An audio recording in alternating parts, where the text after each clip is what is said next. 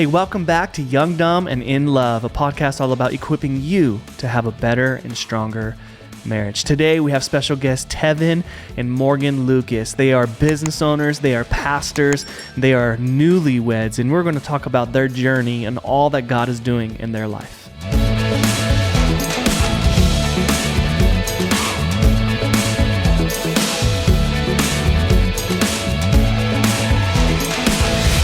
Newlyweds, newly parents. Hold on, we have anxiety. News the anxiety is starting to raise already. But yes, we just want to introduce you guys to Tevin and Morgan. Welcome, guys. Thank you so much for being here. Appreciated it. Why don't you do this real quick? Can you just give us a quick walkthrough of who you guys are, where you come from, what you do? And make sure you talk into your mic so I can hear you. Yeah.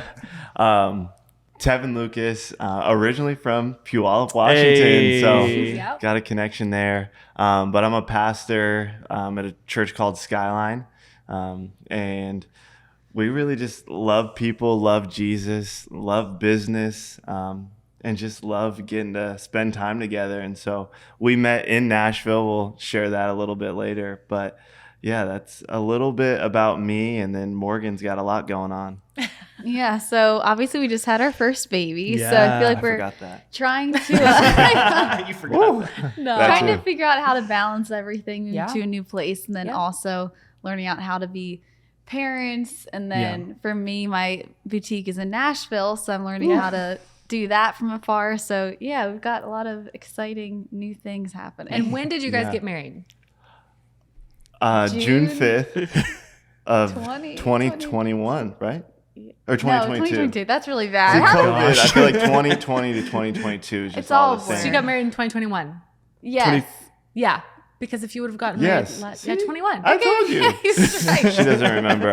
Newlyweds, they don't even remember they were married already. It's 2021. Okay? Yes, okay. June 5th, 2021. Got it. Okay, put it in your head. Remember that. Write it down. There you go. That's all right. And then you had your first baby, Kingston. Yeah. Yes. Kingston Crew, September 16th of this year. Last year. 2022. 2022. It's 2023. We're going to do a timeline picture when we're talking about we'll put up a timeline As picture. you can see, there's a lot going on. We don't remember most And then of you it. moved to Arizona from Nashville August of 2022. Yes. And then had Kingston in September. So a month later. 2022. Yeah, because when we saw you, when we went out to dinner, you were like a few weeks away. Yeah, you were really close. You were ready to go. Yeah. So we moved to Arizona in the middle of summer. Right before having a baby. While she's 9 months pregnant. Not my best idea. But we made it through, and she did great.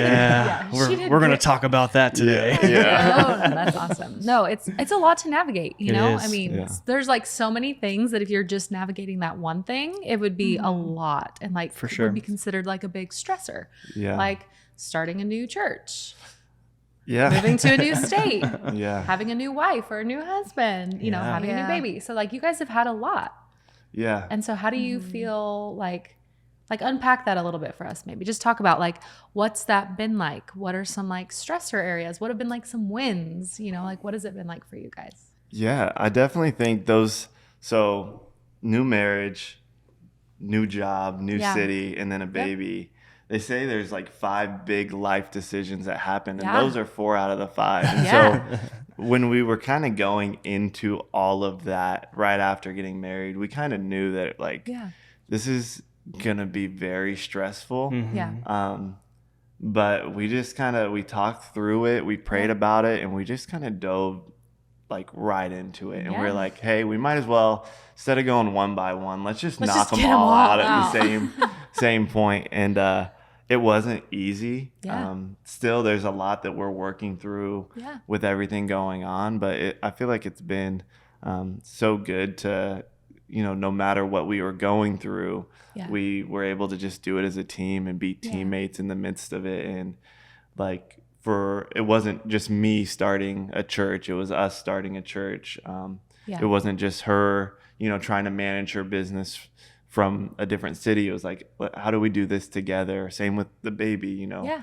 Everything was a team aspect, and there was definitely some wins. Maybe you can speak a little bit more into the stress side of it. I know for you, it's probably, there was a lot more on her being pregnant. And, leaving her family. She had family in Nashville, so leaving family. Yeah. That's a lot. Yeah. Yeah, I don't know. I think like it helped a lot knowing that when we were going through the changes before we even officially decided for him to take the job and stuff like that, he checked in with me and was like, hey, how do you feel? If you have like any doubts and this is something that you don't want to head into, he's like, then we just won't do it. Yeah. But I think like for me, especially even while we were dating, then also the first year of marriage, it was like I was just getting my store built and all this stuff that I feel like he was there for me through all of it. And so it's kind of like focusing on that stuff. And so then it was like we had everything set up on my end with the store and things were going pretty steady. And then it was like we had this opportunity for him. So I think I just had to view it as a time to kind of like be in a new season, especially knowing that we were pregnant. I'm like, there's going to be a lot of new things, but I really wanted to be there to support him the way that he supported me. So I think that was kind of like the mindset going into it. It was kind of fun just to think of it as an adventure and knowing it wasn't going to be very smooth. If you go in with the right expectations rather than thinking, oh, it's just going to be this perfect experience, then there's not like this disappointment. It's like, this is going to be hard. We're going to have to talk about it a lot. We're going to have to pray and make sure we're on the same page. Yeah. Which I think is great. What you said is like, Tevin, you asked her like, hey, like this is kind of what it is. And if you don't want to do it, like we won't do it. And I think that a lot of times that doesn't happen in marriage. We just kind of, maybe someone steamrolls the other one into doing something. Yeah. And then there's resentment. And I think that oftentimes is a huge marriage killer. Yeah, and I think we've even been on the opposite where we've done more of where Julian kind of steamrolled. And we talk about it really honestly and vulnerably.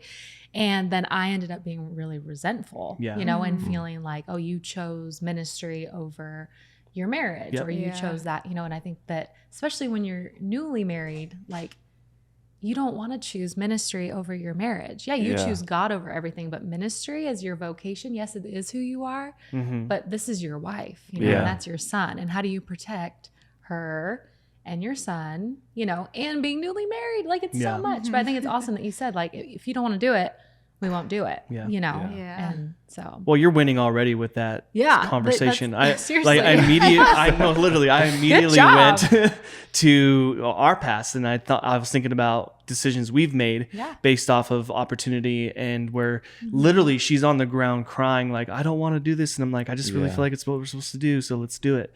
And turns out it wasn't what we were supposed to do, you know? And instead we had to learn the hard way where for you, like, okay, good job, bro. You're making, you made the right decision by having that conversation first and being willing to stay back and not go and do the things that you feel called to do. Yeah.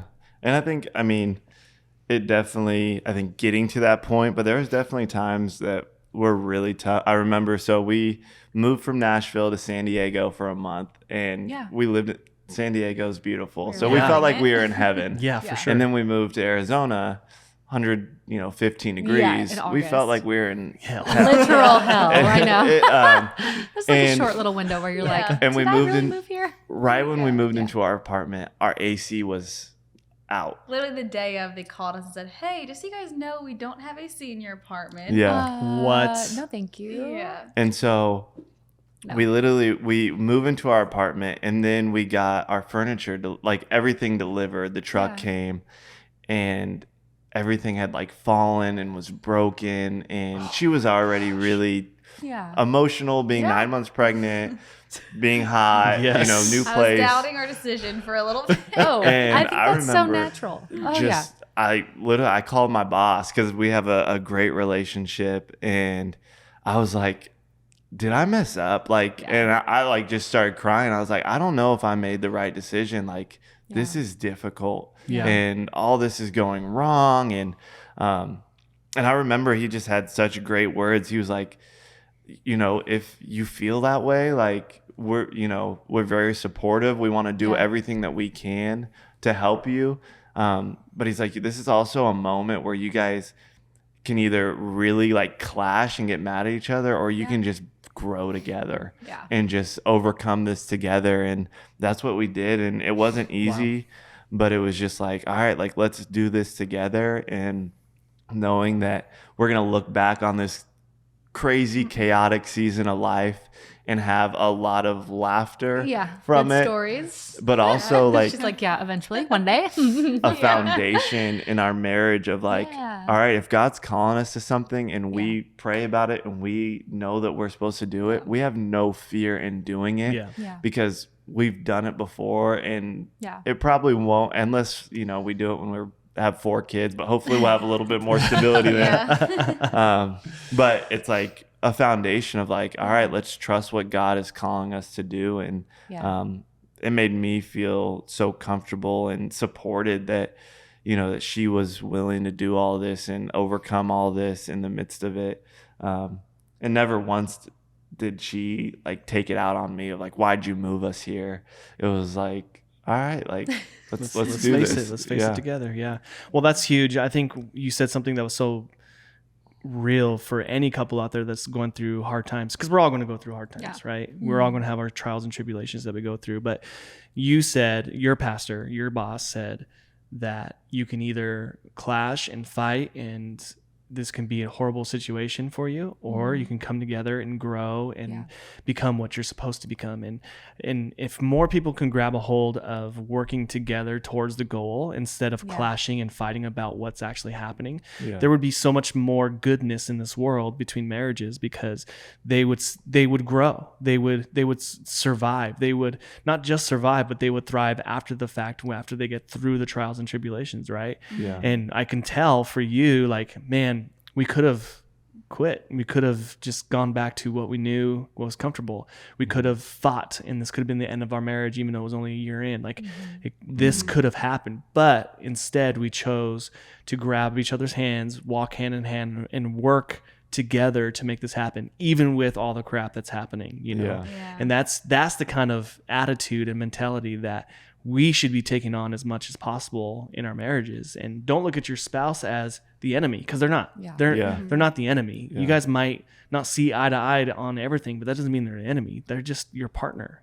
Treat them like your partner, like your teammate, and walk with them hand in hand. 100%. No, that's good. 100%. So now you're okay. So Kingston is how many? He's 4 months. 4 months. So now. 4 months old, and you guys have been married for almost 2 years in June. So Coming a year and up. a half. Okay. So what would you say has been like, okay, this is how we've made it? Okay. Like with all the transition, like what are those things that you've done? You know, maybe they're like simple things, whether it's, you know, hey, we pray together, we get in the word together, we spend time, you know, what is it that you guys have done to keep your head above water? Do you want to speak to that, or? I think one thing for me that I think we've always just like loved doing things together and talking and just having conversations. So I think a big thing for me has just been making sure that we're prioritizing when we do have free time. It's like we're not just sitting on the couch on our phones, but we're actually kind of talking, checking in with each other, and also doing things that we love doing together and kind of getting out and exploring. And so I think we just, you know, try to enjoy having time just together. And I think something that I always thought about since we like got pregnant was one of my friends said that they make it a rule whenever they go on like a date night or have time, they like don't talk about the kids instead of like everything is always surrounded by the kids. So I think that's something that like it's hard not to. Oh, yeah. We're they very just did guilty. this really cute thing today.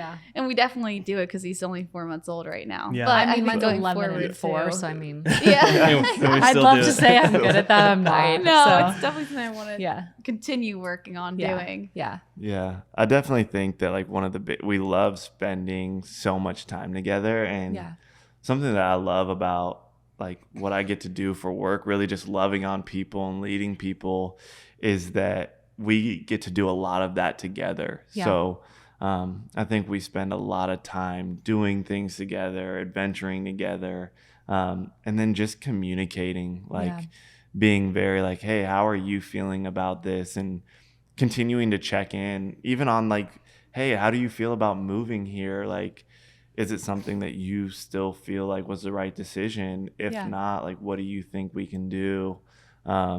And really just having those conversations and just, you know, really staying grounded, but making sure that we communicate on all aspects about, hey, what's going right, what's going wrong, being very honest.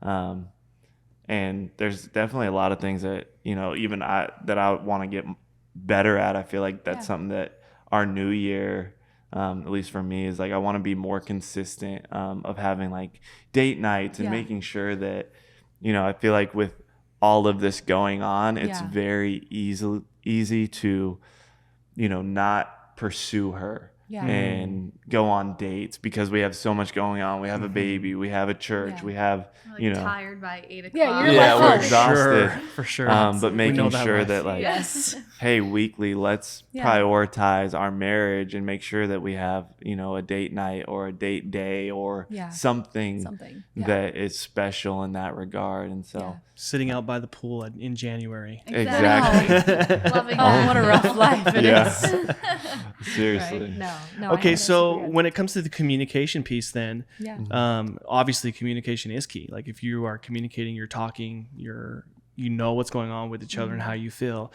What are some ways that you do that? Is it nonchalant? Do you just like do it out of nowhere, or do you set aside time? Like what does that look like for you when it comes to creating time to communicate with each other? I don't know. I feel like honestly it's been a lot more nonchalant than anything else.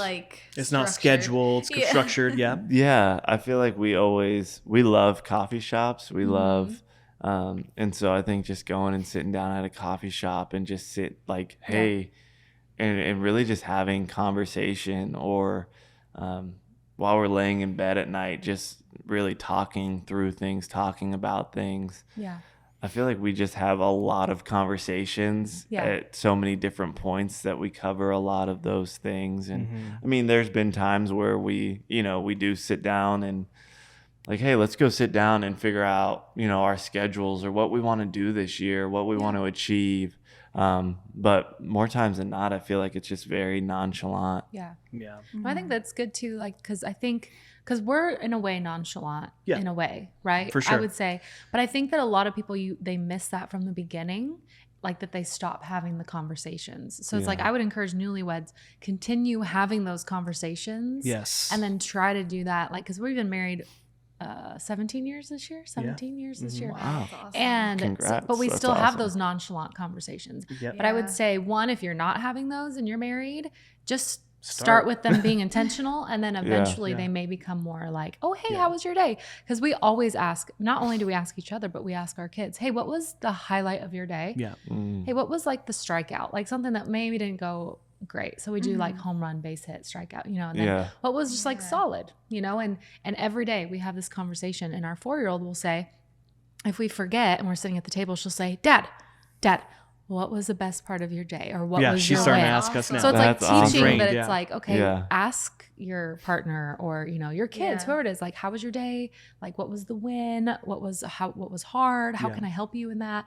And if you make those nonchalant or like, they don't, then that is what really makes it healthy, I think, because it's like, it's always a conversation. Yeah, it's nonchalant, but it's also kind of scheduled. It's intentional. Yeah. Because you do it so much that it's natural. Yeah, it's part of our dinner table tradition, right? Right. We're eating dinner and we go around and we talk about our home runs, our base hits, and our strikeouts, you know, and then where the conversation goes from there, I don't know, but we're able to have conversation and have, especially with our kids, what's actually going on in their life, and we give them a opportunity and a space to talk and be real with us, and then for us, we're able to talk and have that space because we're both busy, we're both living our careers and doing what we do, but you have to find those moments, and that's why we say nonchalant, because it's not a scheduled time every day. It's a moment that you have. When sometimes we're in the kitchen and all of a sudden something comes to mind, nothing's happening, so I'm like, hey, this happened today. Like that's it's the almost moment. like it's unintentionally intentional, because you do it on purpose.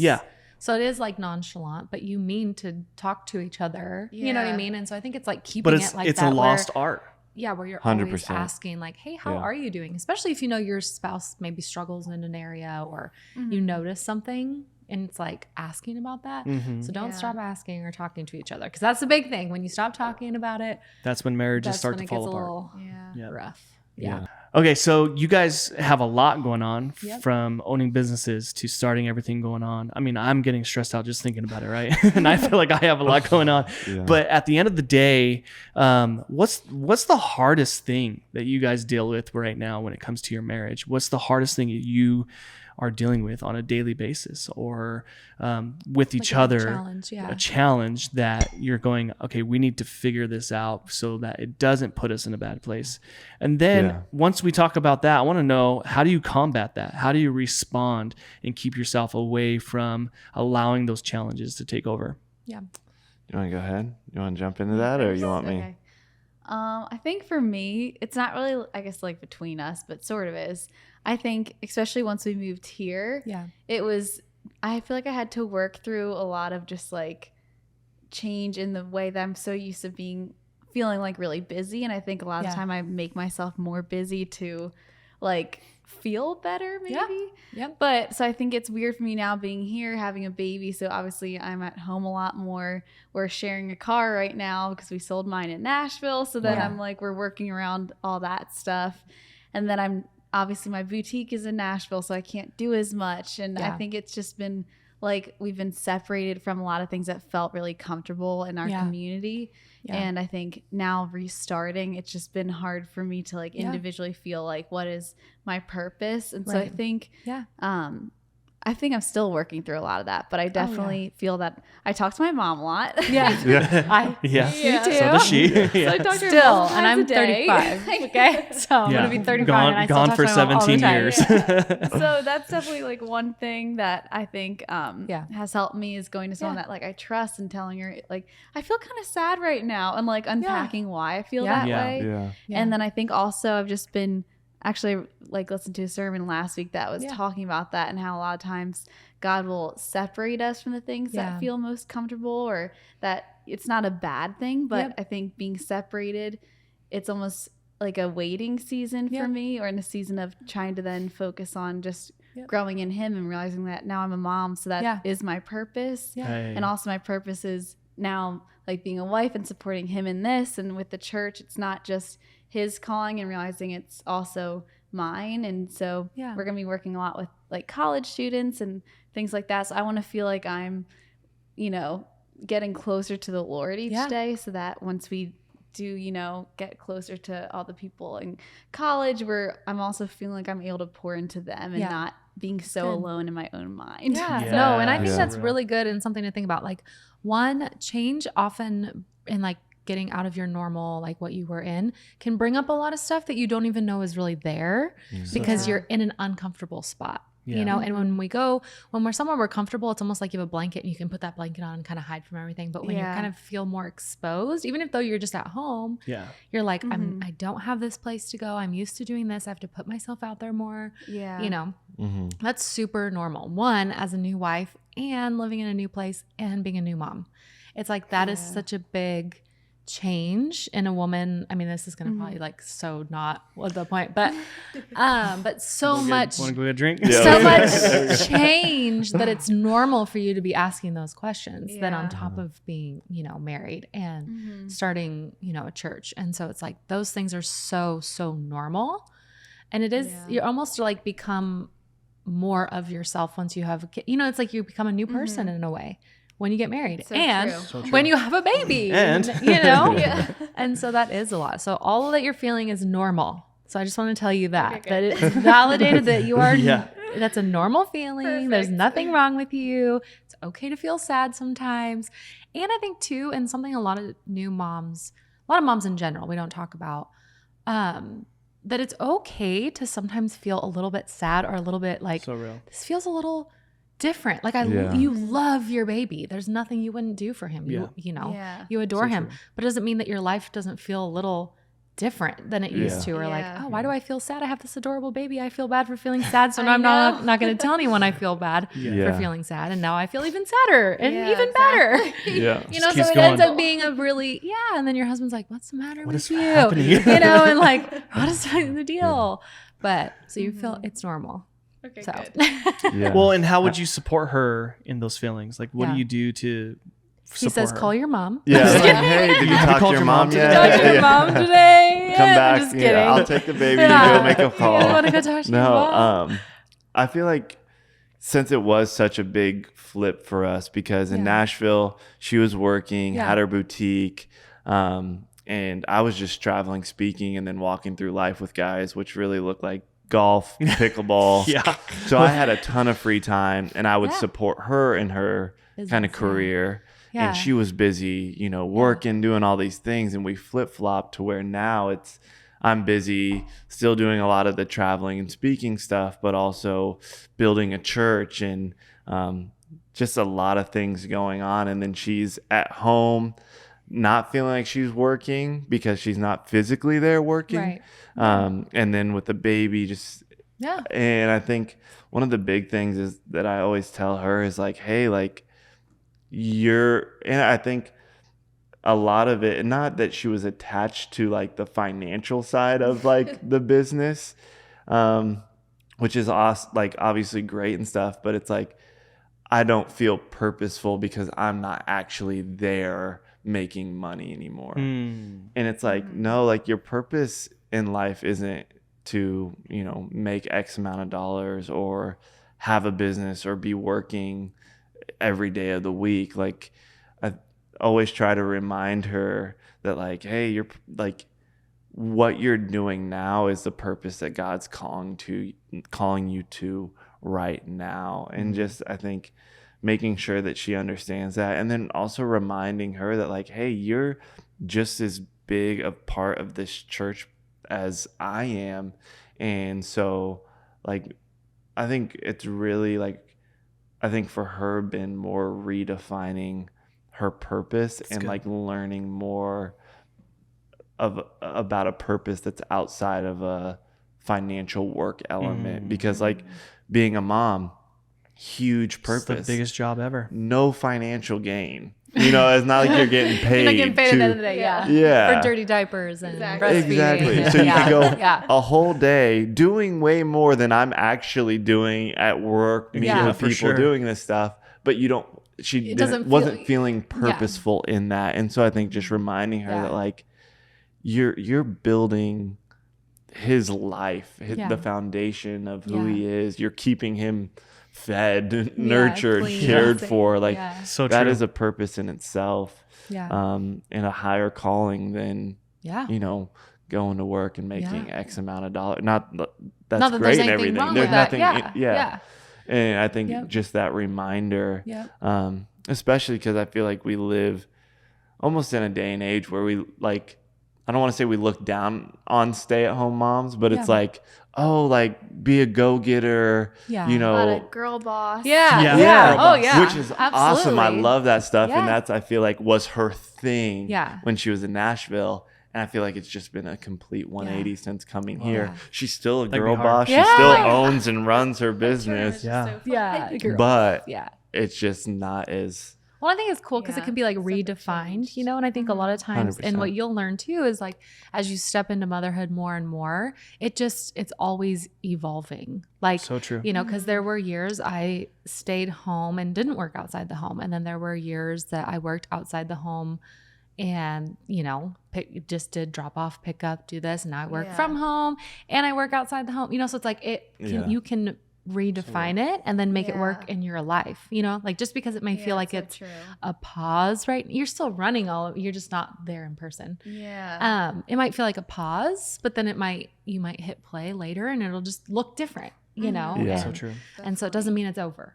You know, it's not over. It's gonna be okay. It's the now you'll be the mom boss, not the girl boss. It's the mom boss. Yeah. I think the hardest part for me, I mean, there's been a lot going on, but I think the transition from just doing a lot of speaking to actually like planting a church, and just kind of what that looks like, because we don't really get a glimpse into that too much with social media, or you know, we see so many pastors that are doing this and that big mega church stuff, and that's like, I've always been a part of big mega churches, worked for big mega churches, but it wasn't planting a church was completely different. You know, I thought, oh, awesome. Like I'm taking this role to start this church. And, you know, you think of, oh, like Judah Smith and Stephen Furtick. And I feel more like Bob the Builder because I'm, you know, I'm so real. Coming home with covered in paint and working construction more times than I'm, you know, like staying on a stage. It's very humbling. Yeah. But I think honestly, that's been one of the toughest parts for me is like questioning, like, did we make the right decision? Did I really want to do this? Do we really want to do this? Yeah. And just always, you know, coming back. And I think she's always kind of grounds me in that of like, no, like God called you here. Like, you know that we're supposed to be doing this. Cool. Yeah. And so I think it's cool because there'll be times where I feel that way. There'll be times where she feels that way, but we're always able to like kind of ground one another and bring each other back to the center of like, hey, you know, like this is why we're here, you know.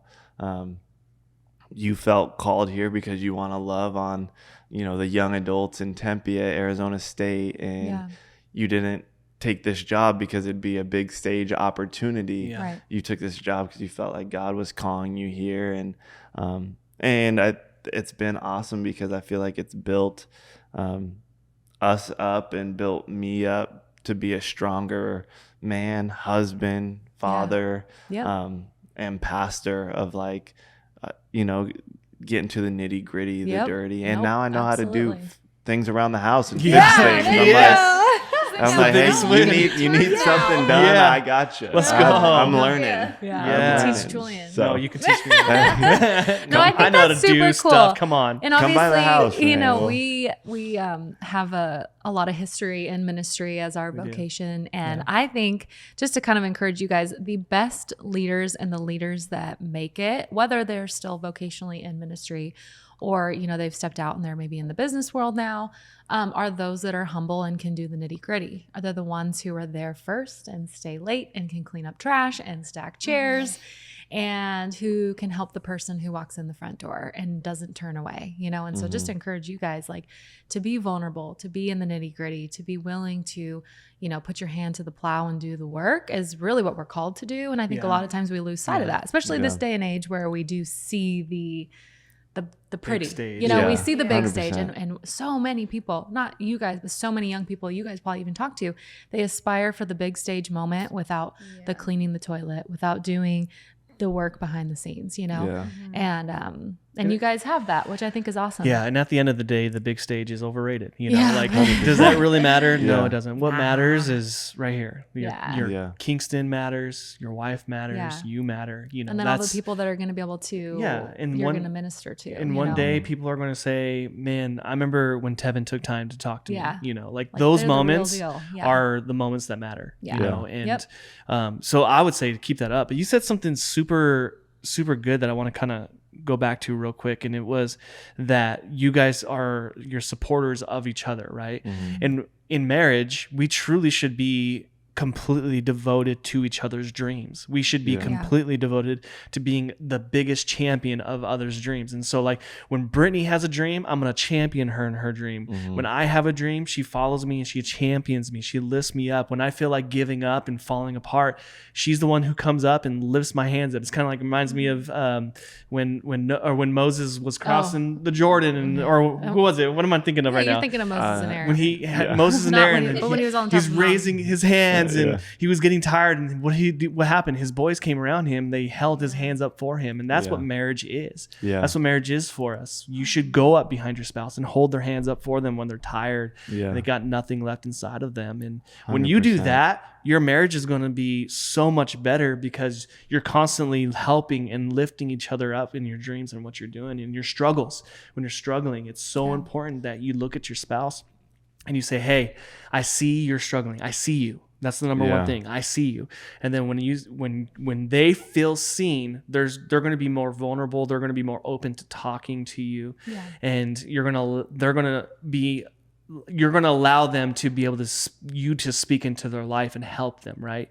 And sometimes it's just listening. Like if we can just learn to listen, like hey, what's going on? I see what's going on. And she just starts talking. I am so guilty of trying to fix all her problems. Same. Right? Oh, I'm same. like, you're fine. This and that. I'm like, you asked me what's wrong, and now you're just like telling, like, stop talking. It's like not what you want to hear. And like, I've had to learn it the hard way that it's better Yeah. to, sometimes you just need to listen. Sometimes they just need to get it off their chest. You don't need to. And then I'm like, I'm fine now. And then I Better. go, do you need me to help you? No. Nope. Nope. Okay, great. Yeah. Or she'll say, yeah, I need some type of solution. Okay, let's come up with a solution. Then so much better than trying to fix everything that she does. That's the hand holding. If I can go up and just, okay, I'm just going to hold your arms up because that's what you need right now. Yeah. You're just trying to get through this. That's where you're going to thrive in your marriage, championing each other's dreams, championing each other in your struggles and everything that you're going through. That's and awesome. I think you guys, from what I can see, that you guys do this really well. So keep doing it. Yeah, so keep doing it. Trying. Yeah, We're keep trying. doing it. Keep trying. Keep Yeah. pressing forward and holding each other's arms up, because I'm telling you, life just keeps coming at you. Yeah. You're going to have things that hit you from the left, from the right, out of nowhere, and you're just going to go, okay, whose turn is it to hold the other's arms up? Yep. You know, Yeah. how are we Yeah. going to do this? Let's go after this together. And when you do that, man, your marriage is just going to be so much stronger and better than it's ever been. Yeah. And you guys are a testament to that. We see that right now, Oh, thank you. Yeah, for sure. Now we have a little buddy. This is baby Kingston. Say hi. He's like, what in the world? So cute. All right. So we love everything you guys have said today. It's so amazing. And we appreciate that you're willing to be vulnerable, because obviously this is like a, like sometimes it's like a testimony, like, oh, this happened a few years ago. Well, you guys are actually walking this now. Like you are, here he is right there. He's That's a laughing. little buddy. And he's like, what did I just wake up and I don't know where I am? But that you're willing to share and be vulnerable, and I think that's so amazing. And you guys have a lot going on. And so I want to, before we wrap up, be able to send people to what it is that you have, and like have, people want to check it out. Like, oh, this girl has a boutique in Nashville. People are going to want to know. So tell us like what it's called, what it is, your projects that you have. And then Tevin, same thing, just kind of like the projects that you have going on. So Yeah. Morgan. Yeah, so it's a little tiny home styled store. So it's in Nashville. So cool. It's called Lunawear, but then we're on Yeah. Instagram, have a website and Cool. everything too. So Yeah. you can also shop online. Yeah. But it's shoplunawear.com, and then the Instagram is Lunawear Co. Okay, cool. That's And it's so fun. clothing for Yes, we have women a and lot of, kids, or So we have women's clothing, Okay. and then just recently, Yeah. once we had him, you I started have to doing- have baby I know. stuff, right? Some baby stuff. Yeah, yes, you do. So now we have like little baby accessory things like pacifier clips and little Oh my things gosh, like he's so that. Love that. No, Love I'm that. distracted. It's Yeah. over. It's over for Of me. course. Just kidding. Look at him. He's so cute. And so they can go to the boutique in Nashville. It's like a tiny home, like you Yeah. said. And it's like in downtown Nashville. So it's on 12 South, which is near Okay. downtown. It's like a little Yep. cute coffee shop, like Cute. I love shopping it. area. Yeah, That's cool. that's awesome. So fun. Yeah. Love it. And What about Tevin? you, Tevin? And then we're getting ready to launch a church. Yep. And one of our big things is the young adult ministry called Zay. And that's on Instagram at Zay Nights. And then I also have a nonprofit called The Hope and Love that does mental illness awareness and suicide prevention. Wow. And so we work in schools nationwide. We have curriculum. And then I also travel and speak at Yeah. church events, and also schools. We do a lot of public school stuff on the mental illness side, sports teams, all that fun stuff. So it Yeah. keeps us pretty busy. But yeah, and all that is on my Instagram. Yeah. And what's it called? Hope and Love? Is that The right? Hope and The Love. Hope and Love. Yep. That's amazing. Wow. That And is. so, Hi, yeah. buddy. Oh my gosh, he's so cute. Hi. I do not need another Star baby, of the but show. man, let me Yeah. tell you. The star of the Every time show. babies come So around, cute, man. I have to just like, die. Little Smell. I just can't. don't let her hold the baby. No, I'm gonna hold the baby as soon as we're done here. Well, seriously, guys, thank you so much for Yeah. being a part of this and telling your story and what you guys are walking through. I really hope that anybody who's listening, if you're newly married, like, hey, take a couple takeaways from today. Communication is key. We talk Yeah. about it all Yeah. the time.